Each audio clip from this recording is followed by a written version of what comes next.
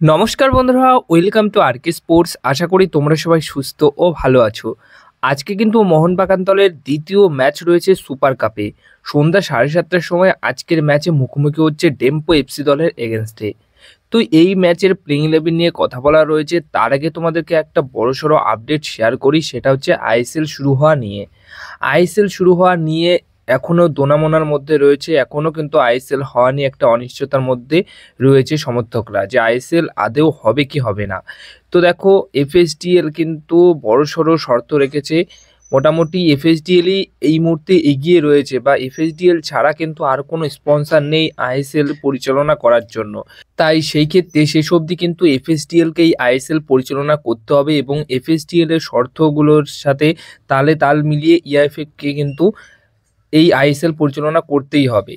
কিন্তু বন্ধুরা, ইআইএফএফও কিন্তু একটা ডাক বা একটা আলোচনা রেখেছিল, যেখানে বেশ কিছু স্পন্সর এসছিল, কিন্তু সেই সমস্ত স্পন্সর মোটামুটি আইএসএল পরিচালনা করতে রাজি ছিল না। কারণ যেভাবে আইএসএল পরিচালনা করে এফএসডিএল, তাতে করে কিন্তু অন্যান্য স্পন্সররা কিন্তু সেইভাবে আইএসএল পরিচালনা করার মতো আর কি আলোচনায় নেই। যার কারণে কিন্তু এফএসডিএলই শেষ অবধি এই মুহূর্তে এগিয়ে রয়েছে, এবং এফএসডিএল এর কিছু শর্ত রয়েছে। এফএসডিএল প্রায় 180টা প্রশ্ন দিয়েছে।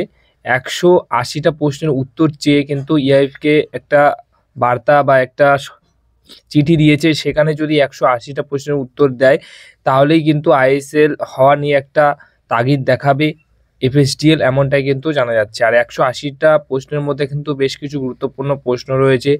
আইএসএলে প্রমোশন রেলিগেশন থাকবে কিনা, বা আই লিগ থেকে যে দল প্রমোশন হয়ে আসবে সেই দলের আর্থিক দিক কেমন থাকবে, এরকম বেশ কিছু প্রশ্নও কিন্তু সেই 180টা প্রশ্নের মধ্যে রয়েছে।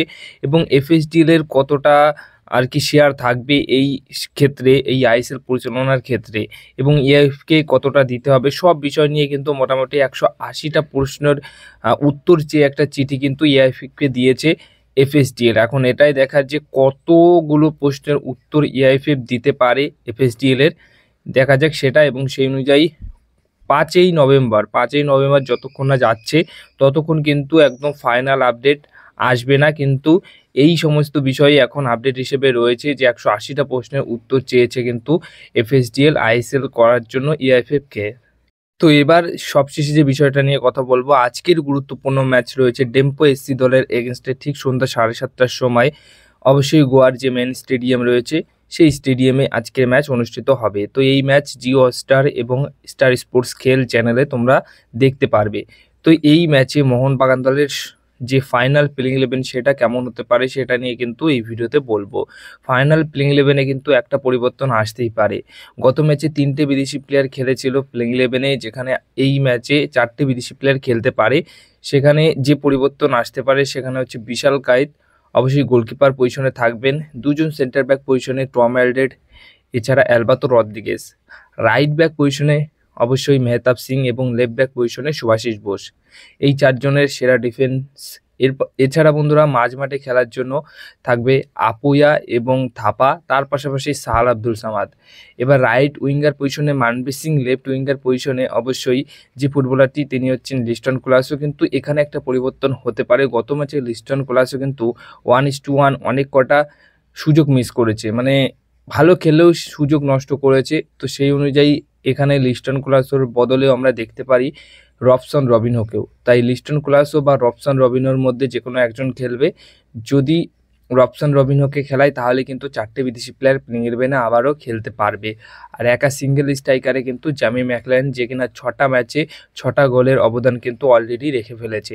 তো দেখা যাক শেষ অবধি এই প্লেইং ইলেভেনটা নিয়ে কেমন পারফরমেন্স করে ডেম্পো এসসি দলের এগেনস্টে। আশা করা যায় যে এই ম্যাচেও কিন্তু পুরোপুরি 3টে পয়েন্ট তুলে নিতে পারবে মোহনবাগান দল। এবং তার আগে কিন্তু ইস্টবেঙ্গল এফসি দলেরও ম্যাচ রয়েছে। তো ইস্টবেঙ্গল এফসি দলের কিন্তু যে দ্বিতীয় ম্যাচটা খেলতে চলেছে চেন্নাই এফসি দলের এগেনস্টে, সেটা কিন্তু মরণবাচন ম্যাচটা কিন্তু জিততেই হবে, পুরো 3টে পয়েন্ট তুলতেই হবে। দেখা যাক তারা কি করে।